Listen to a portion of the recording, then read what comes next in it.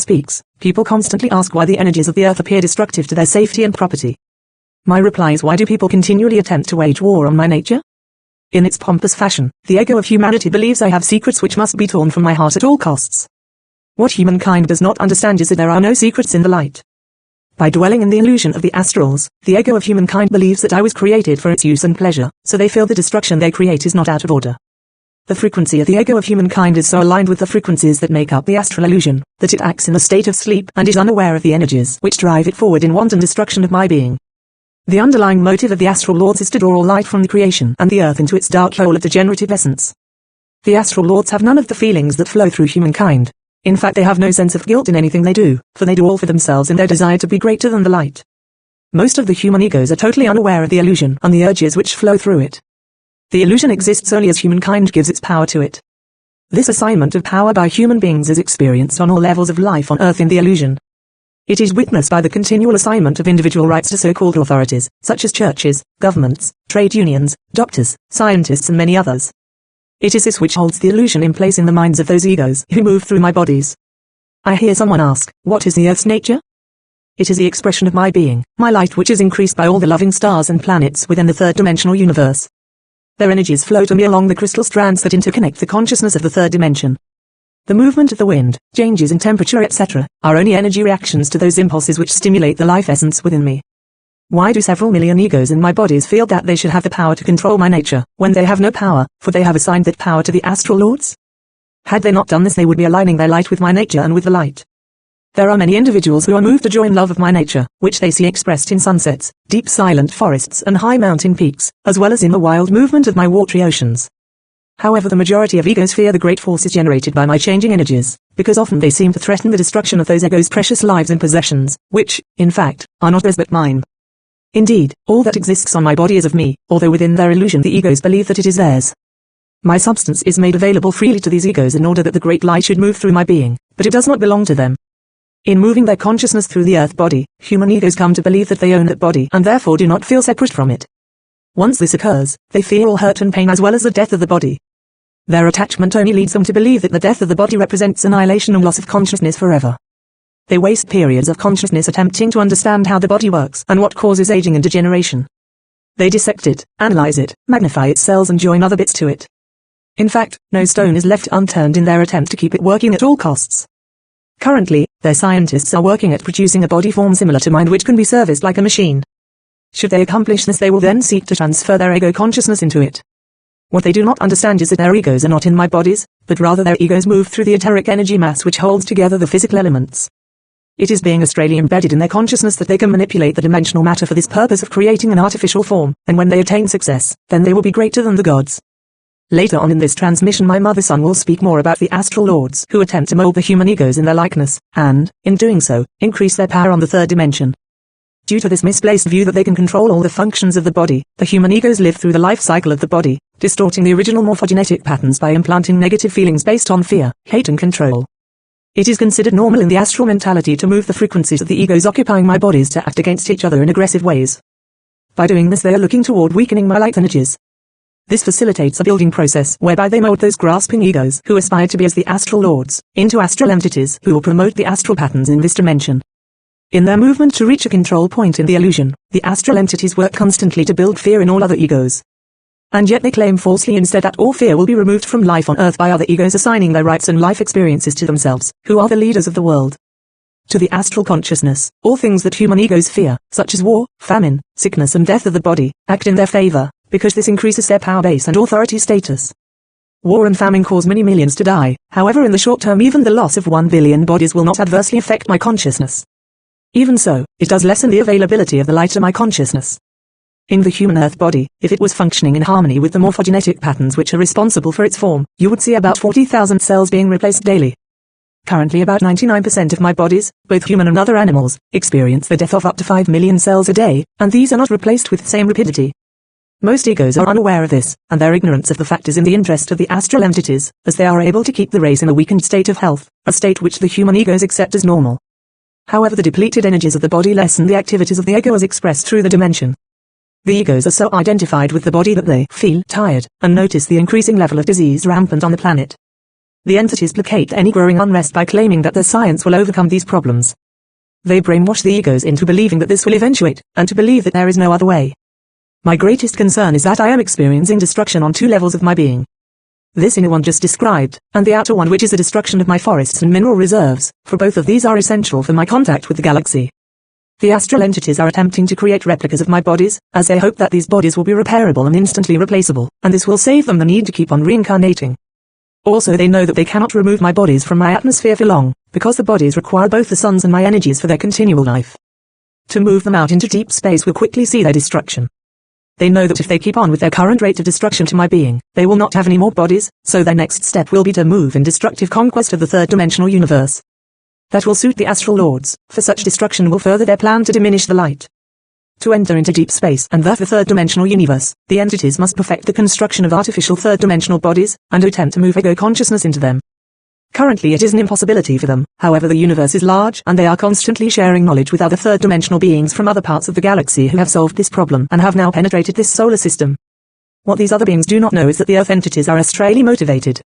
They do not realize that unwittingly they could unleash the astral evil onto their own civilizations. My major function in the third dimension is to store information from the galaxy, and to send out information. My major element is silica, and this allows me to store and receive unlimited information for the galaxy and third-dimensional universe. Being aware of this, the Astral Lords and their entities work unceasingly at disrupting this flow. By destroying the trees and by depleting my mineral reserves, they are destroying my antennae. By destroying the function of my bodies and capturing the consciousness of the human egos, they are limiting the light that flows from the light. Are you all deaf to my calls for help? Do so few know and even less care? Will you make the change and move your consciousness and light back to me? Turn your ego away from that illusion and take control of your own light. My light is your light, or will you give your ego to the Astral Lords? For it will become aligned to the astral frequency and be lost to its normal connection on the higher dimension. Move your consciousness into the vortex of light and healing. Move away from all illusion and send your light back to me. Become the vortex, and the astrals will cease to exist in your consciousness. You will be filled with love and light, be free from fear, hate and greed. I have only suffered this loss and indignity because you sought power outside yourself and not inwardly as one light. Zdor has moved the energies of the vortex deep into my central core, that part of my being which shares the essence of my mother sun. From the center of my being I radiated those light patterns of the vortex back to my radiation belts where, even now, new morphogenetic patterns are being energized. These patterns will form the basis for the new bodies that will carry my consciousness into the fourth dimension after my ascension. These new bodies will only be able to be accessed by those individual egos who have passed through the vortex and into one light. There are many on my surface who share the belief that a shift of my axis will create what they term dimensional interface, or a shift in consciousness. This interface shift, they believe, will cause a separation between the third and fourth dimensions which will allow those prepared to move, without the death of their third-dimensional body, into the fourth dimension with me. A third-dimensional body cannot move into the fourth dimension, and if you were in the fourth dimension you would not even want a third-dimensional body. It is conceptually similar to the early Christian belief that on the last day all the bodies will come from the grave and ascend into the heavens. The only part of your consciousness that can pass into the fourth dimension is your ego, and then only so far as it links with its fourth-dimensional light consciousness. It is impossible to have a movement into a higher dimension without the purification of the ego and the removal of its dependence on the astral illusion. Even after my ascension into the fourth dimensional frequency I shall still maintain my third dimensional form for several million years. Often you will see in the universe, planets that seem like dead shells. Many of these now have a corresponding fourth dimensional form and consciousness in the next universe which consists solely of fourth dimensional frequencies. Remember, it is only through the correct focus of your light to me that my essence will move into the fourth dimension. Zdor speaks, you have heard the impassioned plea of the earth, which has correctly placed your consciousness in the area where it must work to complete the earth's ascension. The destruction of the astral illusion in your own consciousness is of paramount importance, for once you do this the astrals will cease to have any power on the third dimension. You only need to become aware of the control mechanisms which the astral entities use to imprison your consciousness in order to smash their influence on your life, and when others see this change in you, they will move to understand the same factors which prevent them from attaining freedom. For it is the astral entities which cause most of the conflict that human beings experience daily. As agents for the Astral Lords, these entities seek to capture your ego and prevent its recognition of its light and soul essence. Hell exists in the illusion, and once your ego dwells in the illusion totally, you are the property of the astrals, and dwell in the hell of darkness and obscurity. In your effort to move away from the illusion, you will find that particular body consciousness states will affect your behavior unknowingly. These urges are not necessarily astrally motivated. The Earth consciousness predates the astral intrusion into this galaxy. Over the last 300 million years or so the Earth has used the morphogenetic patterns to develop forms or bodies that would receive varying frequencies of consciousness from the universe. There has been an increase of growth and consciousness up to the present day. Certain behavior patterns have been embedded in the DNA of the cells which are part of the cellular consciousness. These patterns are reactive responses to stimuli outside the bodies themselves. They manifest as uncontrolled aggression, or as actions that are motivated to protect the organism from damage or destruction. The Astral Lords attempted to move their consciousness into the primitive organisms, but they could not maintain the frequency, as the organism was alien to their consciousness. However, their abortive attempts placed unwanted frequencies into the DNA, which, even today, appear to manifest unconsciously when the ego becomes body-centered. How often do you find that you react to a situation out of control without prior thought or feeling? If you become more observant at these times, you will find that your reaction is purely a body reaction, and is prompted by old body feelings embedded in the DNA. As you increase the flow of your light through your ego, you will eradicate these old dregs of darkness from your DNA and the DNA of the earth. Often, when you feel ill or are suffering pain, you are unable to move your frequencies away from that body and the messages you are feeling. In fact, you become more aligned to the body consciousness at such times. When afflicted by body reactions, you will find that your body will express these negative reactions by creating certain postures. You hunch your shoulders, cast your eyes downward, rock back and forward with the pain, turn your head to one side, begging sympathy from others, etc. When you become aware that you are behaving this way, you will help alter the control by consciously altering your body posture. Hold your head up, look upwards, square your shoulders and breathe deeply instead of rocking to and fro. You will find that the body will react positively to these changes, and will work to alter the demented state.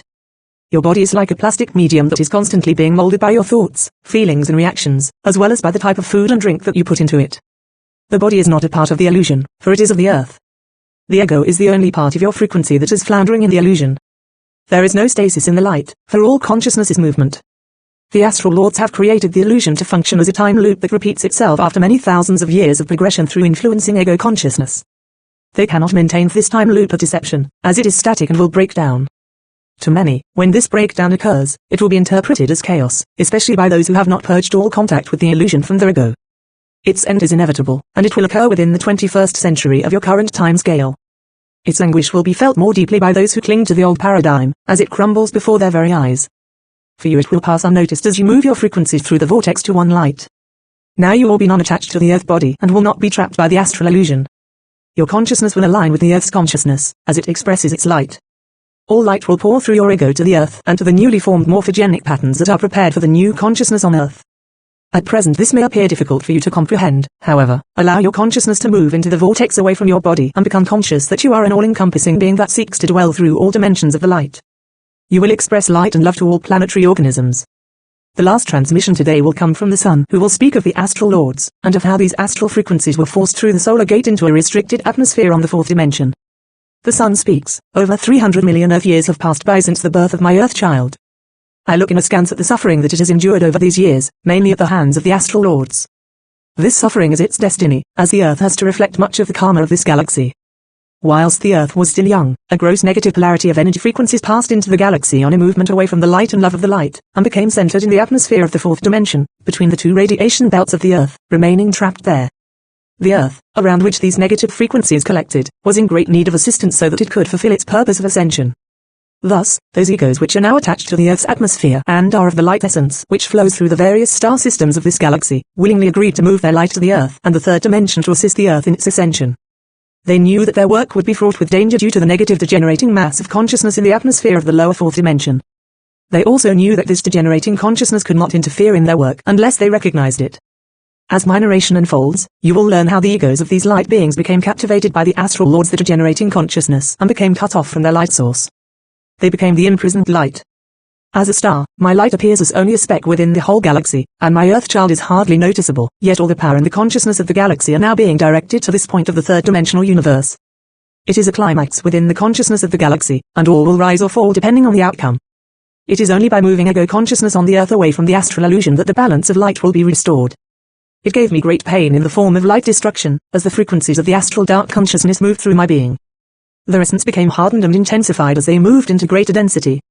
Their frequencies are an implosion of light, as they continually attempt to draw all of the light to them and extinguish it into their dark mass. The greater pain I experienced was the knowledge that my Earth child would be exposed to the suffering of rape by these degenerate frequencies. I often hear your questions as you ask, why? For what purpose have these beings been imprisoned in the atmosphere of the fourth dimension around the Earth? Before I can answer this, there are areas of consciousness and frequencies that you must understand. For all consciousness and frequency that flows through me also flows through you, as we are all one in the light. I am seen in the third dimension as a ball of light, energy and immense heat, which is all radiated out to my solar system. I give light, love and warmth to all. That part of my being which manifests in the third-dimensional universe is composed of etheric frequencies, which are the highest visible frequencies found in the third dimension. My starlight comes from my inner dimensions, which traverse the fourth and fifth dimensions of the light. One light, your light, continually flows through my dimensional being, as the earth receives all light for its consciousness. It is also nourished by the light frequencies from other stars within this and other galaxies. Since these astral frequencies were forced into the fourth-dimensional atmospheres of my solar system and trapped, we may well ask how they are able to give the ultimatum set us free, or we shall destroy the planet. And what would issue from such an act? If they do destroy the Earth, will that free them? Can such destruction cause major changes in the galaxy? The Earth has a strong attachment, through the crystal grid system, with all other planets and stars, which, in turn, are attached to different systems, for the whole universe is interconnected. The Earth has become a center for the concentration of galactic frequencies, and moves consciousness and information to many areas within the galaxy. We have now reached an impasse with the Astral Lords, and there will be no reconciliation. The vortex initiated by Storm moves through me to the third dimension and is free from interference by the Astral Lords and their entities. It must be understood that the Astral Lords are not of this galaxy or of the third-dimensional universe. This galaxy is considered to be a young galaxy, and is nurtured by the light.